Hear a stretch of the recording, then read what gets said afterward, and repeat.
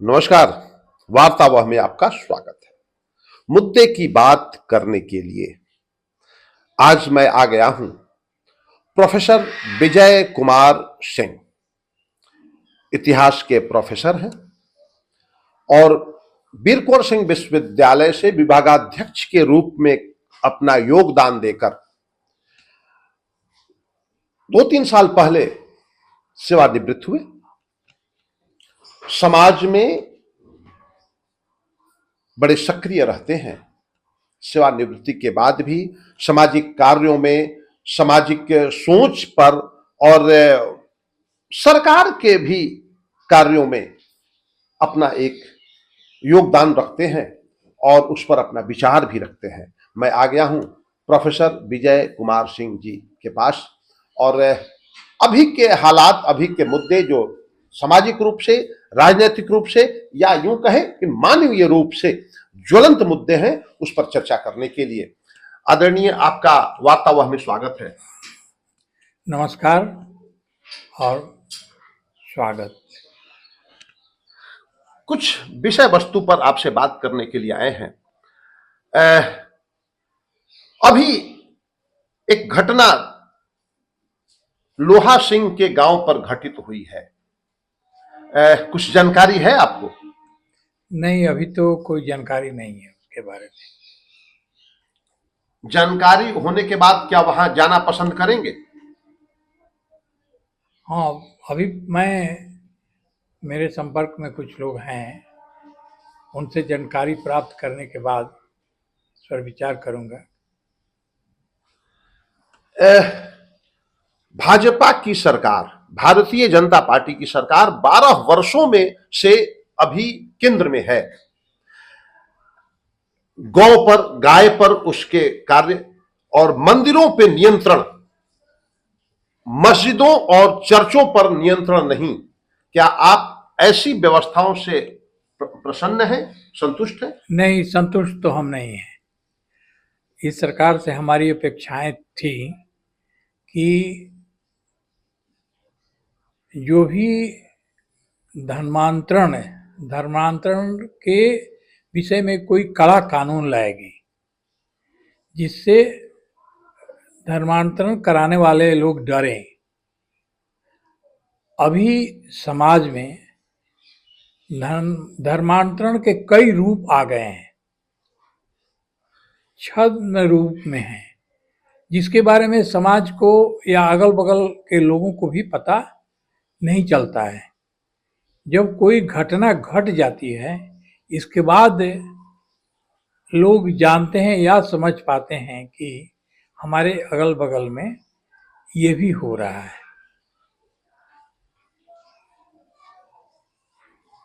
समाज सरकार से तो यही अपेक्षा रखता है कि इसके विरुद्ध एक कड़ा कानून लाया जाए। अभी आप देख रहे होंगे कि पूरा एक रैकेट, जो लोग धर्मांतरण कराने में सक्रिय हैं, उनके तार विदेशों से भी जुड़े हुए हैं। उनकी फंडिंग विदेशों से होती है। एक साधारण कबाड़ी वाला अगर इस तरह के कार्य में फंसता दिखाई देता है, तो देश के बड़े बड़े वकील, जिनसे आप हम अगर चाहें अपॉइंटमेंट लेना तो हमारे लिए दुर्लभ है, वे तत्काल कोर्ट में उसके लिए खड़े हो जाते हैं। सरकार को इसकी जांच करानी चाहिए कि आखिर 10-10, 20-20, 25 लाख रुपए तक एक दिन का फीस लेने वाले ये वकील एक साधारण कबाड़ी वाले के लिए, एक धर्मांतरण कराने में फंसे व्यक्ति के लिए या कहीं दंगा करने वाले व्यक्ति के लिए कैसे खड़े हो जा रहे हैं, इसका पता सरकार को लगाना चाहिए। धर्मांतरण के मुद्दे पर सरकार के कानून कठोर नहीं है। और सरकार से उम्मीद है कि कठोर कानून का निर्माण करे। मंदिरों के बारे में मैं कह रहा था, मंदिरों पर नियंत्रण सरकार का है, मगर मस्जिदों पर, मजारों पर और चर्चों पर नियंत्रण नहीं है। इसके लिए देखिए, स्वतंत्रता के बाद ही हमारे पहले प्रधानमंत्री, पूर्व प्रधानमंत्री धर्मांतरण के लिए और विशेष रूप से नॉर्थ ईस्ट के लिए ईसाई मिशनरियों को छूट दी है। उन्होंने वहाँ के मुख्यमंत्रियों को या जो केंद्र शासित के प्रदेश के जो लेफ्टिनेंट गवर्नर थे उनको एक माने पत्र लिखा कि ईसाई मिशनरियों के जो प्रचारक हैं उनमें किसी तरह की बाधा उपस्थित नहीं की जाए। तो शुरू से ही धर्मांतरण के प्रति हमारी सरकारें उदासीन रही हैं। बाद में इस्लाम धर्म के प्रचार प्रसार के लिए भी बहुत कार्य हो रहे हैं। आप देख रहे हैं कि पूरे विश्व में बहुत सारे मुस्लिम देश हैं, लेकिन हिंदुओं का कोई देश नहीं है। ये भी आप देख रहे हैं कि पूरे विश्व में कहीं भी युद्ध शुरू होता है तो हिंदू जो हैं वे भारत की तरफ देखते हैं। संभव होता है तो भारत में भाग कर आ भी जाते हैं, लेकिन कोई दूसरा देश नहीं है। तो इस तरह से कम हिंदुओं के लिए अभी तक भारत ही एक देश है जहां के बारे में हिंदू समझते हैं कि हम अपने आप को सुरक्षित महसूस करेंगे। नहीं, आप कह रहे हैं कि हिंदुओं के लिए भारत देश है, और भारत सरकार ने, मौजूदा सरकार ने बांग्लादेश को 60 करोड़ रुपया अपने बजट से दिया, हम लोगों के टैक्स का पैसा। तो क्या आप ऐसे कदम से संतुष्ट हैं भारत सरकार के? नहीं, बिल्कुल नहीं, और इसका विरोध भी हो रहा है। आजकल सोशल मीडिया का जमाना है और सोशल मीडिया के माध्यम से और कुछ प्रदर्शन हो रहे हैं जो अभी तत्काल में यूजीसी कानून के विरुद्ध में, उसके माध्यम से भी ये मुद्दा बार बार उठाया जा रहा है। और जब जनता मुद्दा कोई उठाती है तो सरकार पर दबाव पड़ता है और वह सोचने को विवश होती है कि भाई हम जो कर रहे हैं लगता है कि उसमें कोई खामी है, उसमें सुधार करने की आवश्यकता है। आपने यूजीसी के बारे में कहा, पुरानी जो पहले की सरकारें थीं उनके गलतियों का ही परिणाम है मौजूदा भाजपा सरकार। यूजीसी कानून कहीं हिंदुओं को तोड़ने की साजिश मौजूदा सरकार की तो नहीं है? नहीं, ये तो अब सर्वविदित है समाज में कि हिंदू आपस में ही लड़ रहे हैं।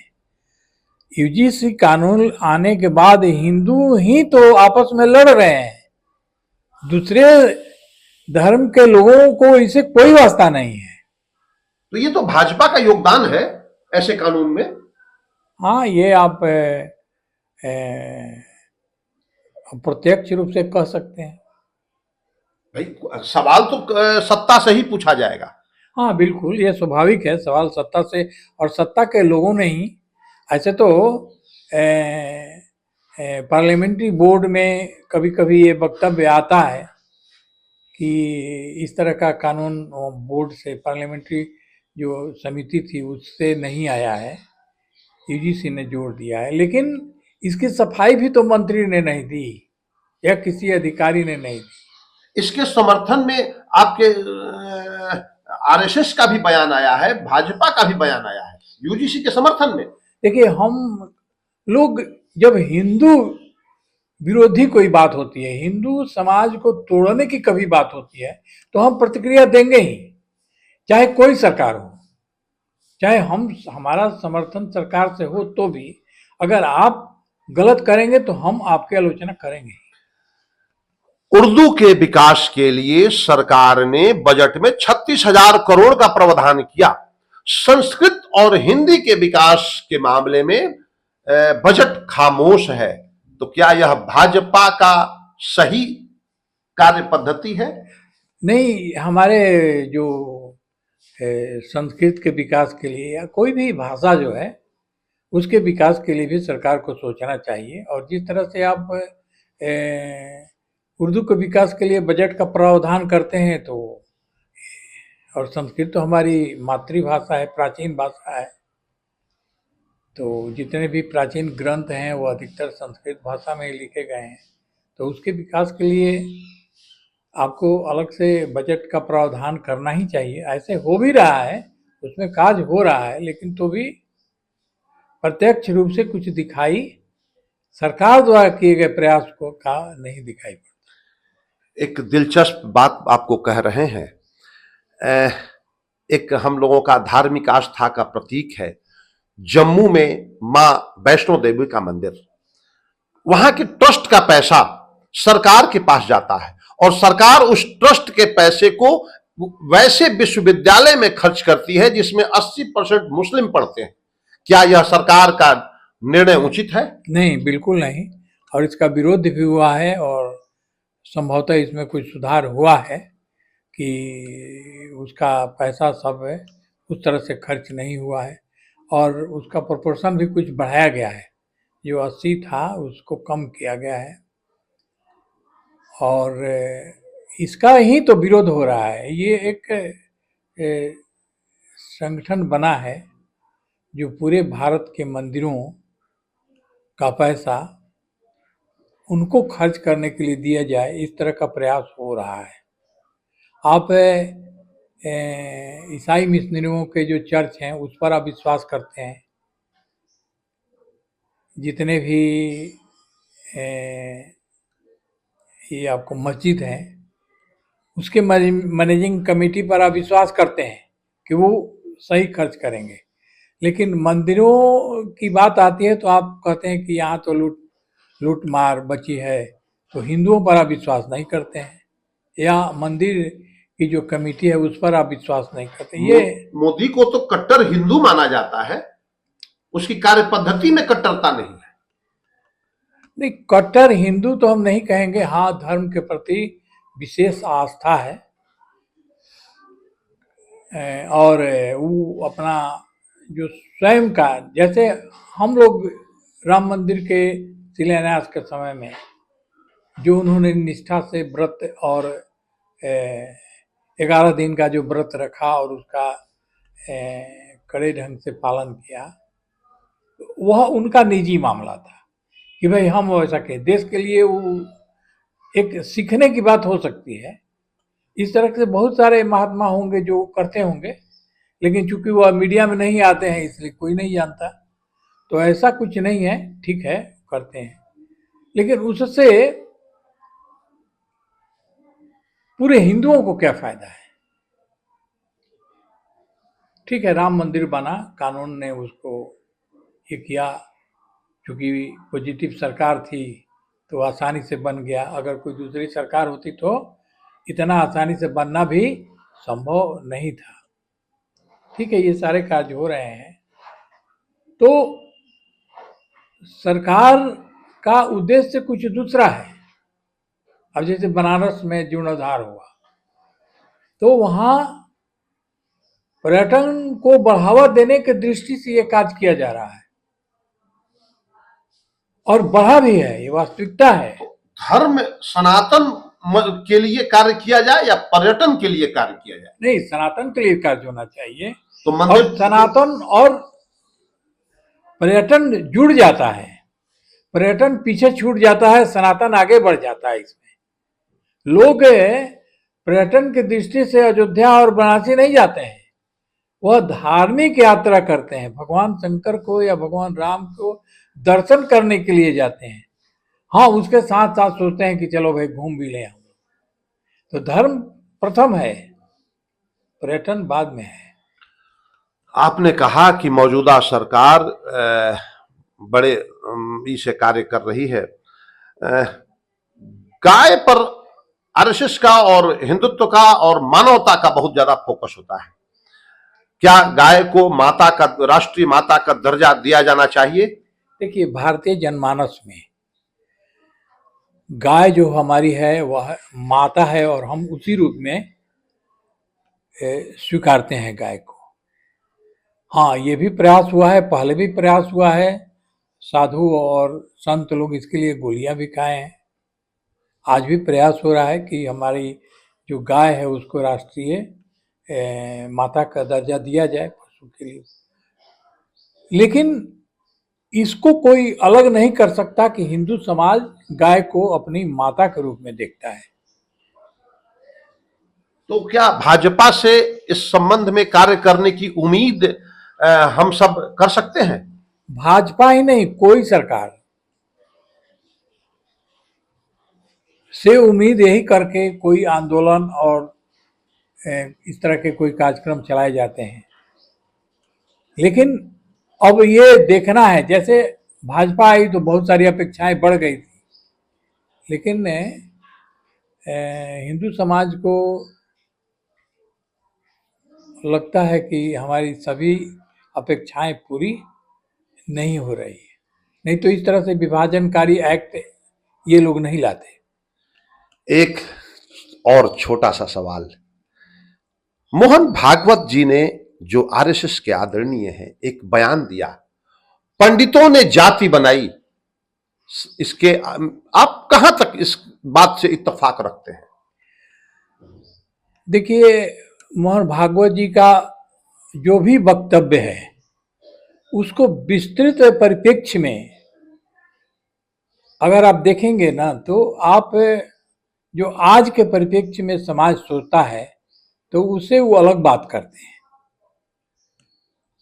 पंडित का नाम इसलिए लिए कि चूंकि वैदिक समाज में जो शिक्षा का कार्य करता था, जो पूजा पाठ का कार्य करता था, वह ब्राह्मण कहलाता था या पंडित कहलाता था।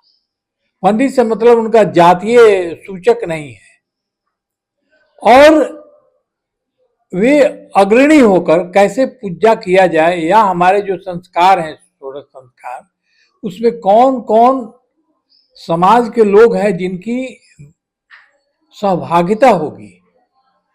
समाज के प्रत्येक वर्ग के या अब कहिए जाति के लोगों की सहभागिता हमारे किसी भी संस्कार में, चाहे वह विवाह का संस्कार हो या जो अंतिम संस्कार होता है या जो यज्ञोपवीत है, उस समाज के हर वर्ग की सहभागिता उसमें रही है। उस परिप्रेक्ष्य में उन्होंने कहा कि पंडित सभी जाति के होते थे, जो शिक्षा का कार्य करते वो पंडित हो जाते थे।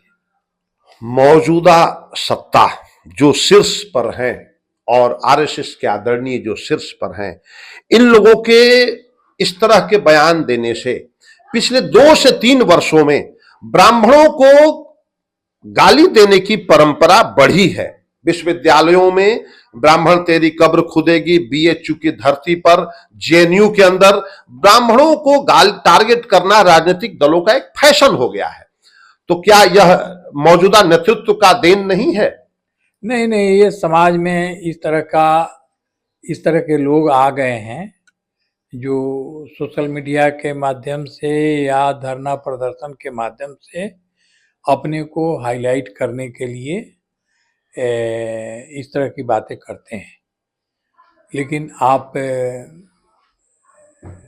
गांव में जाइए या शहरों में जाइए तो ये जो वर्ग के लोग हैं ये बहुत अच्छे से अपने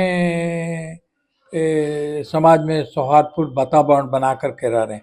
हाँ, कुछ घटनाएं ऐसी घट जाती हैं जिसके बाद तनावपूर्ण स्थिति हो जाती है, लेकिन सब जगह इस तरह का नहीं है। मगर ऐसी घटनाओं पर सत्ता के द्वारा कोई कार्रवाई नहीं करना सत्ता के कार्यों पर प्रश्न चिन्ह नहीं लगाता? नहीं, ऐसा मैं तो नहीं मानता हूँ, इसलिए कि जो भी इस तरह के कार्य किए हैं उन पर केस हुआ, मुकदमा हुआ। अभी आप देखें तत्काल घटना कि गंगा नदी में नाव पर ये लोग बिरयानी खाए और ये उसका हड्डी गंगा नदी में, जो हमारी गंगा माँ हमारी आस्था के प्रतीक हैं, और सभी जो भी लोग थे लगभग सारे लोग पकड़े गए हैं। तो सरकार इस तरह के कार्यों पर और कार्य करने वालों पर कार्रवाई भी करती है। अभी तो जब हाल की घटना की बात हुई तो एक मनुस्मृति पटना यूनिवर्सिटी कैंपस में जलाया गया है, अभी कार्रवाई शून्य है। देखिए ये सरकारों पर भी डिपेंड करता है। अभी देख रहे हैं कि यहाँ पर आंदोलन हो रहा है, एक लड़की के साथ गलत व्यवहार हुआ और इसके लिए कितने आंदोलन हो रहे हैं। सरकार करे कि हम कर रहे हैं, सीआईडी की जांच दिए हैं, तो इस तरह का है, लेकिन बहुत जगह कड़ी कार्रवाई भी हो रही है। तो क्या कार्रवाई मुंह देखकर या जाति देखकर हो रही है? अब समाज में तो यही लगता है कि यह समाज के जो नेता हैं, आप देखते हैं ना कि गाजा में जब आक्रमण हुआ या इजराइल ने प्रहार किया तो यहाँ प्रदर्शन हुआ, या खमेनी की मृत्यु के बाद आप देश के विभिन्न शहरों में आप प्रदर्शन होते हुए देखे हैं। लेकिन यही बांग्लादेश में हिंदू मारे जा रहे थे तो कितने नेताओं के मुंह से कोई जवाब तक नहीं निकला। तो ये तो होता ही है। सारण की बेटी हो या जहानाबाद की बेटी, कानून सबके लिए एक है, मगर मौजूदा सरकार का कार्य पद्धति यह कहता है कि कानून सबके लिए एक नहीं है। क्या आप मानते हैं कि मौजूदा सरकार सही दिशा में कार्य कर रही है? नहीं, मौजूदा सरकार तो कार्य कर रही है, विकास के कार्य बहुत सारे इन्होंने किए हैं। आप देखेंगे कि हर गांव में रोड, बिजली। बेटियों के बारे में, अब बेटियों के सारण की बेटी, जहानाबाद की देखिए इस तरह के जो घटनाएं हुई हैं उसमें हम अपना नजरिया अलग अलग रख सकते हैं, लेकिन बेटियों के बारे में बिहार में जितना कार्य हुआ है हमको नहीं लगता है कि दूसरे प्रदेशों में हुआ है। तो बेटियों को अब विस्तृत परिप्रेक्ष्य में हम देखते हैं। हाँ, यहाँ इस तरह की घटनाएं हुई हैं, सरकार तो कहती है कि हम कर रहे हैं कुछ कर रहे हैं। सीबीआई भी कोई खास परिणाम नहीं दी। नहीं, सीबीआई भी जांच जहानाबाद की बेटी का हो रहा है, लेकिन कोई परिणाम नहीं आ रहा है, सार्थक परिणाम नहीं आ रहा है। अब तो सीबीआई के जांच पर हम टिप्पणी क्या करें, लेकिन समाज दर्शाता है कि क्या हो रहा है। अपने आंदोलनों से, प्रतिक्रिया से समाज तो दिखाता ही है कि आप क्या कर रहे हैं, उसी में हम लोग भी शामिल हैं। आदरणीय विजय कुमार सिंह जी अपने बेबाक ढंग से हर मुद्दे पर, हर सवालों पर अपना जवाब रखा। मैं बुटस वार्तावह के लिए